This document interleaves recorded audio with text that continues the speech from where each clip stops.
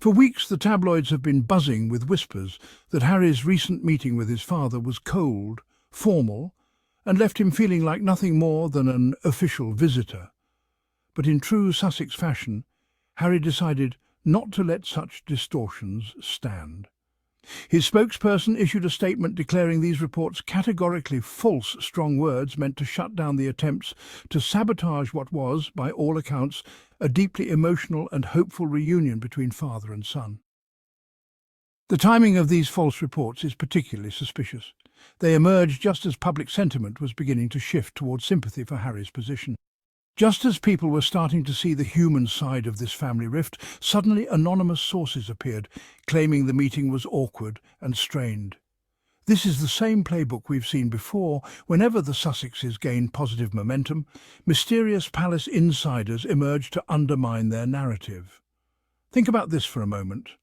Harry hasn't seen his father in 19 months, almost 2 years without face-to-face time, without the chance to look each other in the eyes and say the things only family can.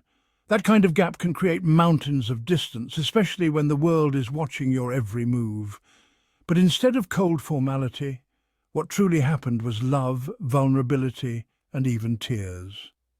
Insiders have revealed that the moment they met, father and son shared a long hug.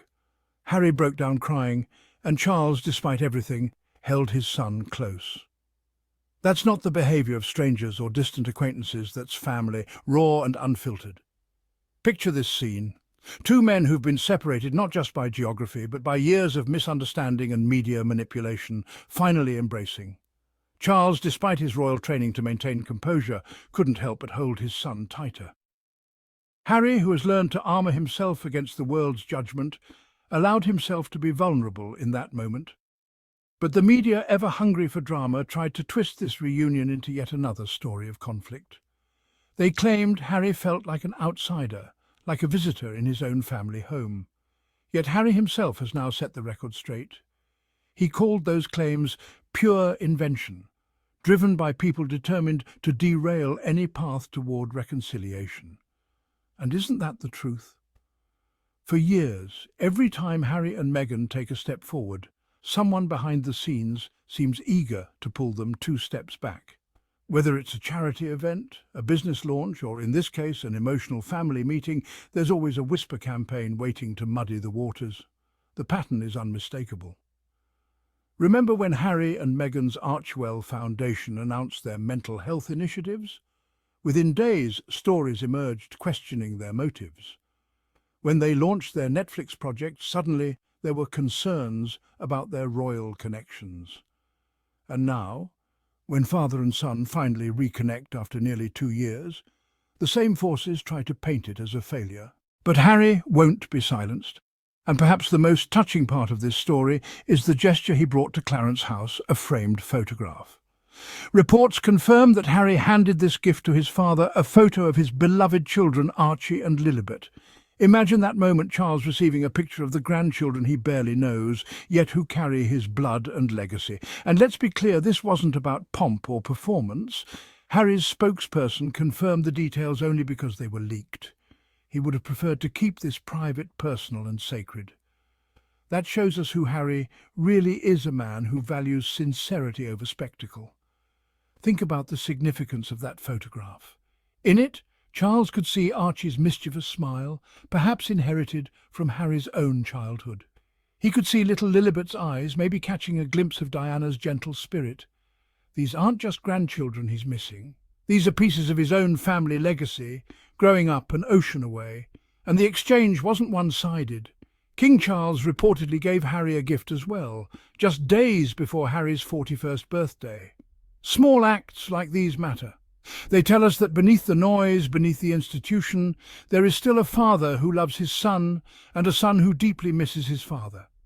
Harry even shared with reporters afterwards that his dad was doing great, despite his cancer diagnosis last year. That's not political correctness, that's genuine warmth. That's a son reassuring the world, and maybe even reassuring himself, that his father is still fighting strong. The cancer diagnosis had shaken Harry more than he publicly admitted. Sources close to him revealed that upon hearing the news, Harry immediately wanted to fly to London, but palace protocols and ongoing tensions made it complicated. Now seeing his father in person, healthy and fighting, must have brought immense relief. When Harry told reporters his father was doing great, you could hear the genuine joy and relief in his voice. Let's not forget, Harry's trip to London wasn't just about family. He made time to catch up with old friends, revisit colleagues, and support the causes closest to his heart.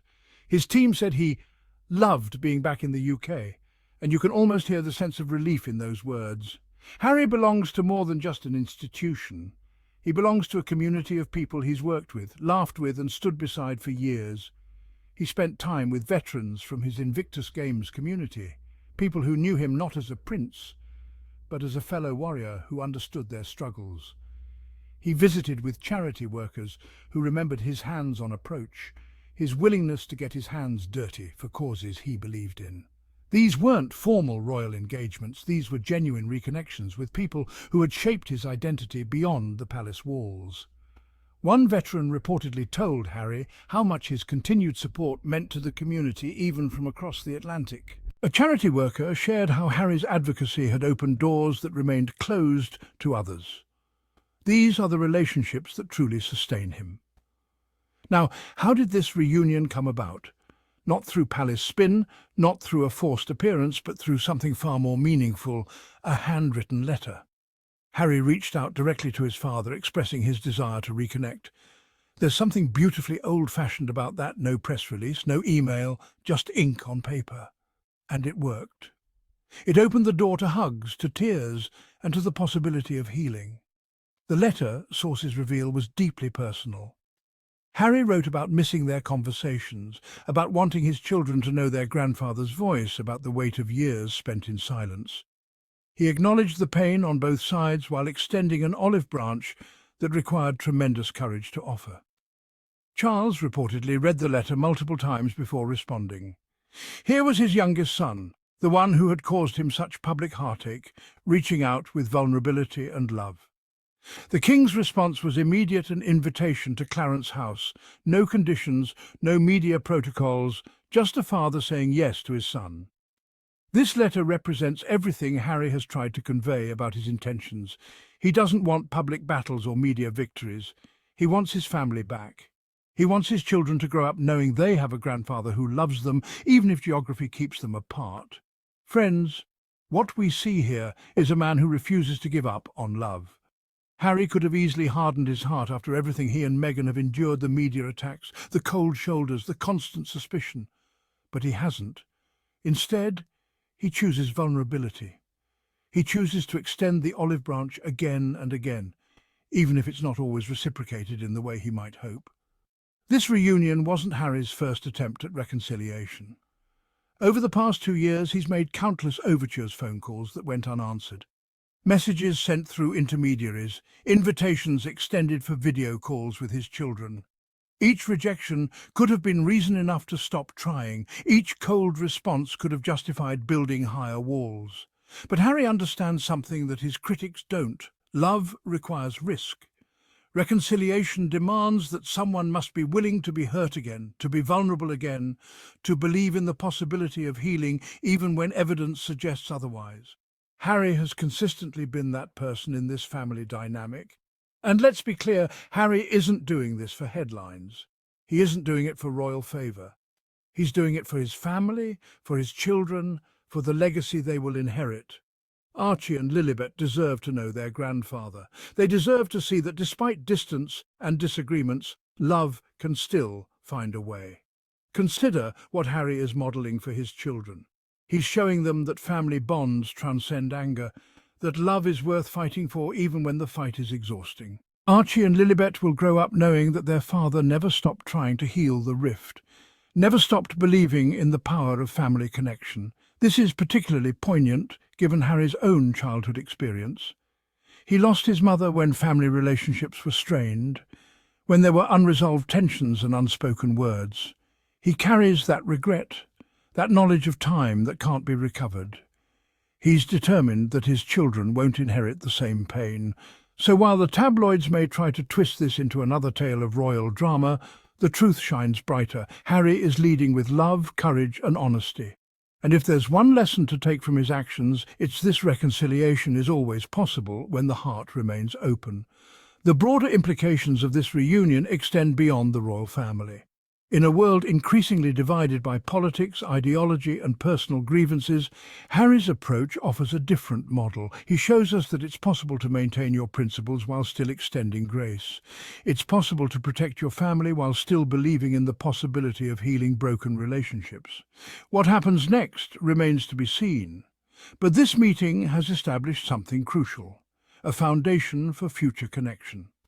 Charles now has a recent photo of his grandchildren on his desk. Harry has seen with his own eyes that his father is healthy and fighting. Both men have remembered what it feels like to embrace without the weight of cameras and protocols between them. The road ahead won't be easy. There are still institutional pressures, still media narratives to navigate, still family members who may not be ready for reconciliation. But something has shifted. A door that was closed has been opened, even if just a crack, and perhaps that's enough for now.